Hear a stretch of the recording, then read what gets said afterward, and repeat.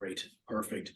Thank you very much. And I do want to welcome everybody. I'm Mike Abbott with the Thomson Reuters Institute, and on behalf of my colleagues who are on the line here, I'd like to welcome you and thank you for being a part of today's session. If you're not familiar with the Thomson Reuters Institute, it's the thought leadership and market insights organization within Thomson Reuters.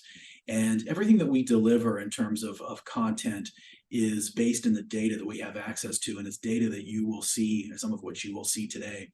And be able to discuss. But just to kind of give you a quick overview, what we do is we provide market insights data to law firms, to tax firms, and to corporate legal departments as well. And we do that in a variety of forms.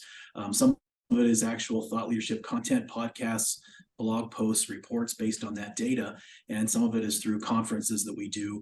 We also have a custom research and advisory arm for organizations.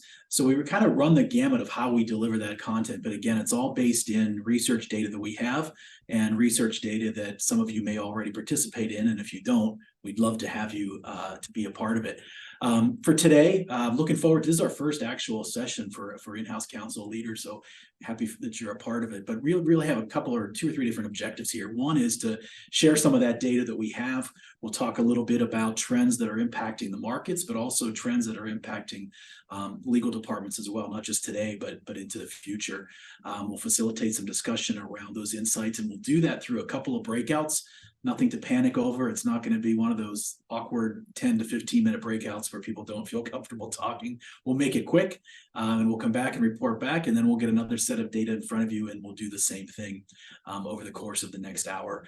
And we want to hear from you. So we want to hear from you on a regular basis. I mean, look, we learn from this. Will make us better in terms of how we deliver thought leadership content and materials to organizations like yours. And to do that, we want to engage regularly, and we'd love to have you participate in the research that we do. And if I'm not going to, I hope I don't mess this up, so anybody on the team can jump in and correct me, but QR code on the right hand side of your screen there. If you scan that, it'll allow you to participate and to take advantage of some of the resources, the data and insights and so forth that come from being a part of that. So enough of me. I want to turn it over for the first half of this session to my colleague Lizzy Duffy, who will walk us through some of the data and insights. But again, thank you, and I look forward to meeting you all in person at some point. Thank you.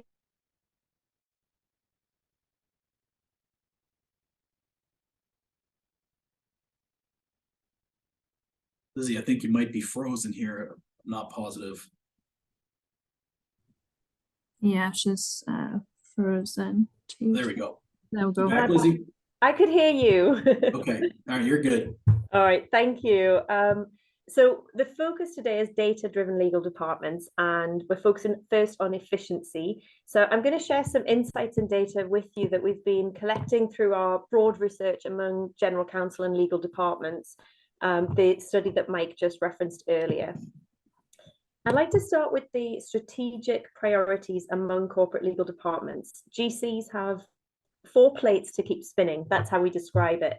And at any one time, they have to balance and keep all 4 spinning, but there's always one of those that is sort of the most important glass plate, which if it drops, it breaks.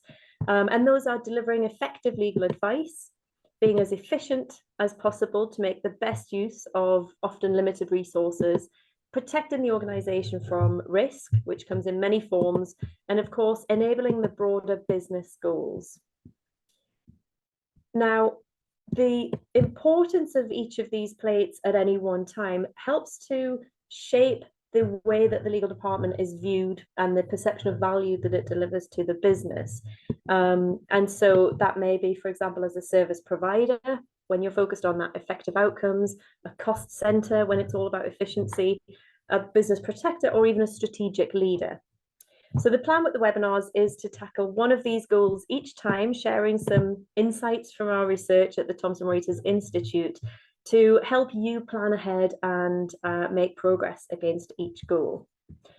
So we're starting with efficiency. Now, often when this is the lead focus, the legal department is seen as a cost center, which is a label I always hear GCs want to shake off, and they'd rather be seen as a value center at minimum, or ideally a strategic business leader. But the key challenges that we hear about in this area, it's cost control, efficiency, and how do we get better use out of technology. Now, one of the big findings from the broader research that we do, and this very much anchors where we at the Thomson Reuters Institute feel we can add most value to legal departments, is this observation that for those broad strategic areas of focus we've just heard about, and what legal departments are trying to achieve, when we come to look at what is being measured by legal departments, there's quite a disconnect. So the good news is 90% are using metrics formally in legal departments. But when you look at those that are at play, they tend to be quite limited into the spend and efficiency categories, with some talking about quality in a more of a sort of informal way. Now, legal departments will never break out of that rut of being seen as the cost center if all that's being measured and managed are the cost metrics. So we want to help enhance the metrics that legal departments are using, help legal departments to gather and use better data to advance against some of those strategic priorities that we heard about. And today the focus is, of course, optimizing legal spend benchmarks and getting more out of the efficiency factor. So from our research and a lot of the analysis that we've done around legal spend patterns across company sizes and all sorts of different organizations, we know that certain factors can really affect what a company's legal spend should be. And so they are the sort of size and scale of company, whether they're in growth mode, the geographic footprint, as well as the industry sector, and then of course the type and volume of work that's going on. So when benchmarking legal spend, it's really important to not just look at a total dollar amount or pounds amount as a value figure, but to look at it as a ratio compared to business related metrics, so that you are able to then look more in an apples to apples comparison when you're using benchmarks. So a few that we'd recommend is to look at legal spend as a proportion, a percentage of revenue for the business overall. And we see the biggest companies with most scale getting a smaller proportion, seemingly more efficient than smaller companies. You can also look at it as a cost per $1 billion of revenue. And then for those large employers, like in retail and hospitality, legal spend as a cost per employee is a particularly relevant way to look at it. But then what should you be measuring and using that benchmark to look at? So the common goals we heard about: reducing spend, more efficiency, better use of technology. We've put some thought to different metrics that could go into those categories to help build some proof points of progress, as well as gathering more and better data. So for cost control, I think many of you will already be tracking internal and external spend. Many may also be tracking legal spend by matter type, and then the hours and rates that you're paying with outside counsel. But more forward-thinking departments are also looking at tracking what proportion of spend and what type of work are we doing on not a traditional law firm provider, but new law providers, and what proportion are we using an alternative fee arrangement for. The other one, this sounds a little simple, but it's often missed, is did we set a formal budget and did we meet it? And that's just a yes, no, but they're really important metrics to keep track of efficiency.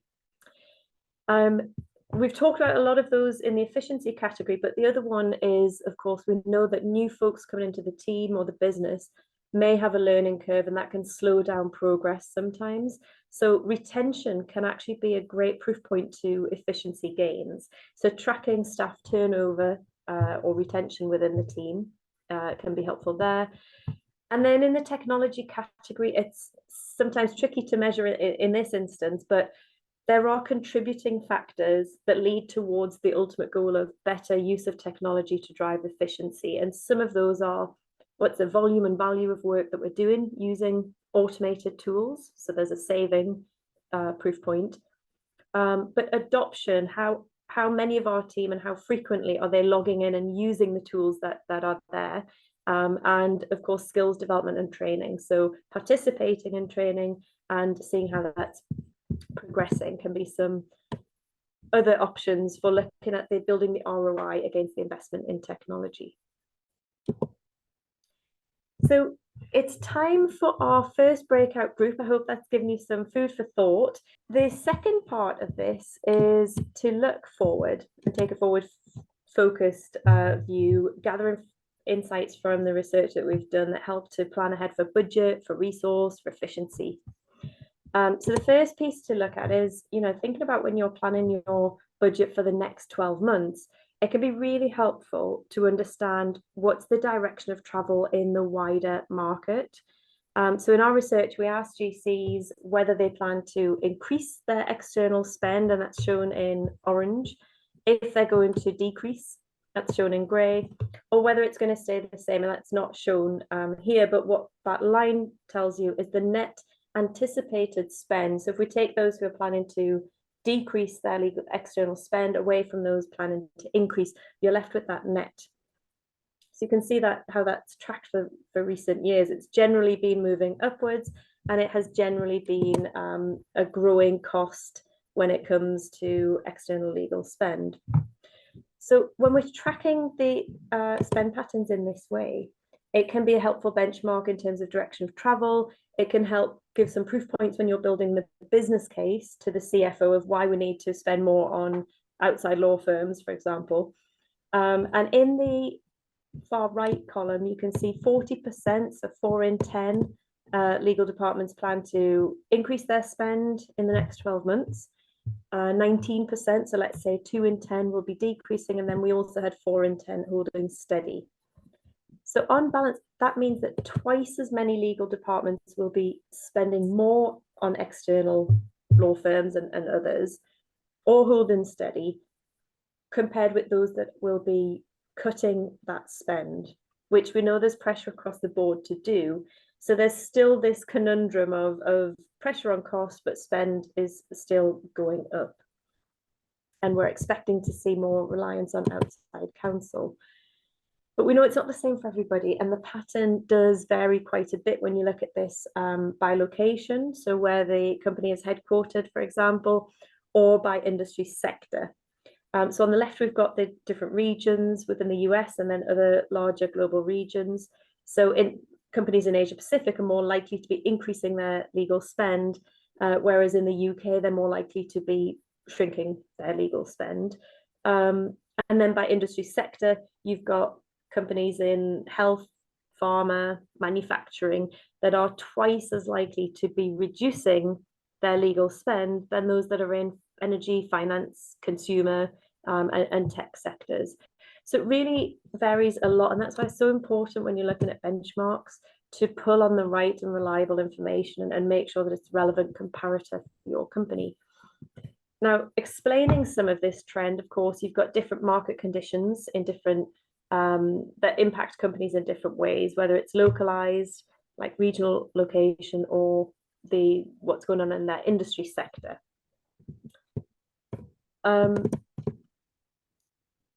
One of the other pieces that we like to look at is not just understanding the direction of travel of the sort of overall spend, which generally it's going to cost more, but also breaking that down a little bit to understand, well, if we're planning budget for next year, but also resource for next year, what skills are we going to need? Where might we have some gaps?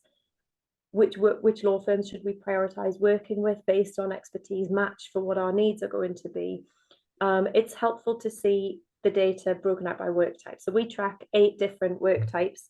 And again, it's an anticipated spend indicator. So in the next 12 months, do you plan to spend more, less, or the same in these different areas? And it's all with outside spend. So the vast majority of that is going to be the law firms, but there's still a proportion going to new law. So at the end of Q3, 5 out of these 8 work types were set to see increased cost for legal departments. And those are the top 4: regulatory, disputes, labour and employment, corporate, and IP as well. Now, we look at this on a quarterly and an annual basis, and we do see some shifts over time. So, for example, in the last couple of years, we've seen corporate and M&A much higher, but the demand and the cost around that has started to subside as activity slows down. whereas regulatory has consistently been at the top of this chart since we've been measuring it over the last few years. Again, breaking that down and looking at the trend within industry sectors is a really good way to give more clarity to legal departments when looking at benchmark and more accurate predictors for their own legal budget and spend. So the chart here just shows the net anticipated spend, which is when you take those decreasing away from those who are going to increase. So it's that on balance figure. If you look at the sectors in each columns, you can start to get a sense of how different spend patterns arise for companies in different sectors. So, for example, if we look at the energy sector, you can see there's moderate, which is sort of up to 20% on balance increasing their spend in almost all areas, a little higher for regulatory, but sort of moderate increase across the board. All work types will be growing in demand. Comparing that to the health and life sciences column, which is there in the center, you can see the top 3 work types, regulatory, disputes and labour and employment, are going to be in high growth, significantly increasing in cost, compared with the other work types that are reducing on balance. So that's corporate M&A, IP, bank and finance. So there's a much more targeted spend profile in terms of where are we going to have needs and where will we have to spend externally. I'm reminded of one of the GCs that we've worked with who used this data in a really interesting way, but found that for their company, which is in the technology sector, they probably were not planning to increase spend in regulatory, and actually compared with other companies in that sector that were much more strongly considering to do that, thought, well, there must be something amiss here. And that caused her to look harder at the upcoming regulation and changes in the sector that would affect their company, and identify some of the areas where perhaps they needed to be a little more prepared than they were to protect the organization from that change in regulation. So that was just such a great example of where the benchmarking, yes, we're talking about spend and efficiency metrics, and it serves that purpose, but it can also really help to deliver some risk identity and risk mitigation value for the business as well, making sure that you're prepared to manage legal risk across the board. Now, even though we see a lot of legal departments planning to increase their spend, as we've just seen, we still know about that cost pressure that's really bearing down on legal departments. So we had more than 2/3 of GCs tell us they're facing moderate to significant pressure to control costs for their legal department. So we provided this list of 10 different ways to control cost. And we wanted to know, first of all, which of these form part of your cost control strategy. So the most popular at the top 3 there, were just driving more efficiency in process, moving more work in-house to save cost, and pushing firms harder, putting more pressure on firms to discount rates. We then still had just over half who talked about using technology to automate more and drive efficiency that way, or using AFAs to bring down costs or even give a bit more predictability in cost. So we can see all of the different types of things that are going on, but we also wanted to find out which are going to give the most bang for the buck.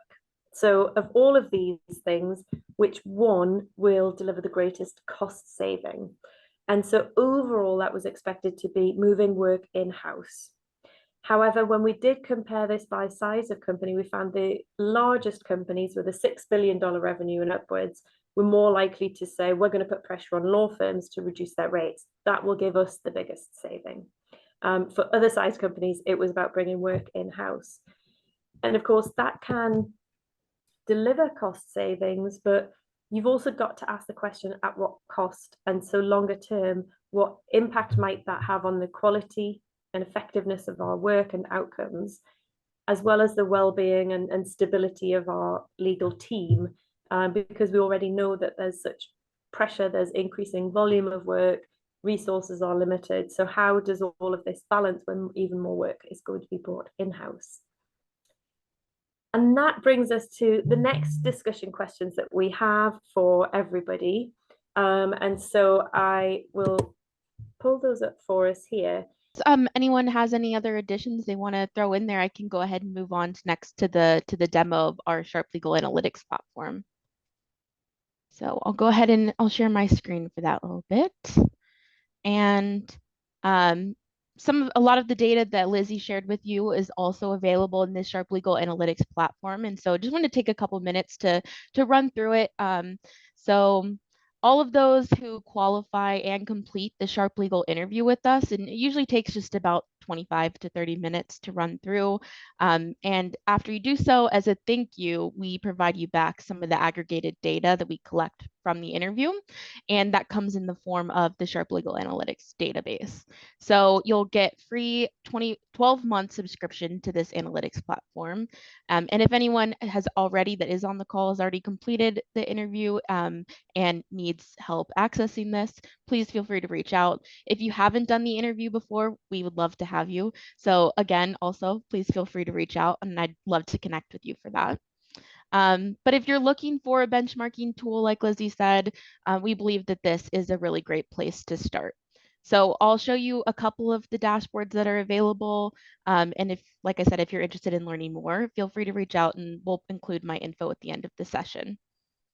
So the first data dashboard is a customizable legal spend for your spending patterns. So in these boxes here, you can enter your company numbers and then compare your organization against market averages. First for all external legal spend, then internal legal spend, as well as in-house team size and percentage of spend internationally. So once you put your data in, the chart will populate automatically. And in addition, all of our dashboards will be able to be filtered by region, revenue size, and industry sector. So for the ease of today, I've already set it up for the US and Canada and companies over $50 million, but you're able to play with these as much as you'd like. And then with the ability to enter your own numbers and using the filters, you can do comparisons for innumerable scenarios, whatever is most interesting for your business or your industry sector and what you're looking to get out of it. And then all of the charts are also, you're able to export them. So if there's anything in particular that's interesting, you can save it for later or share with your team. Then the second dashboard is legal spend, the market overview. So the dashboards here reflect anticipated change. A lot of this is similar data to what Lizzy just showed you. So on the left, you can see forecasted change in overall spend. And then underneath that, total spend on legal separated then by external and internal spend. And on the right, you can then break it down by those practice areas. And you can do forecasting your strategic budget and financial planning based on different practice areas that you anticipate need for your organization. So as I said, this is a super quick overview and happy to set up a personal walkthrough if you would like one. But if you haven't already participated in Sharp Legal, please feel free to reach out and we can set something up. All right, I'll hand it back. Great. Thank you very much, Michaela. I appreciate it. And again, thank you all for being a part of this today. Really appreciate it. Not trying to continue to pitch this for your participation, but it does make what we do better. And it adds value across the board, not just for folks for leaders in in-house legal departments, but for the law firm customers and just for kind of the markets in general. So love to work with you in any capacity, have your participation in the research. And if there's ever anything that we can do in terms of helping you out with insights or presentations to your organization, please do not hesitate to reach out to any one of us and we'll make sure that comes together. It's something that we do on a pretty regular basis. So with that, I think we will wrap unless there's any questions before we go. I will just open it up for a few seconds here in case there's anything. Okay. Well, again, thank you very much. Everybody enjoy your holidays and we look forward to connecting with you soon. Thank you. Thank you, everybody. Thanks, Mike.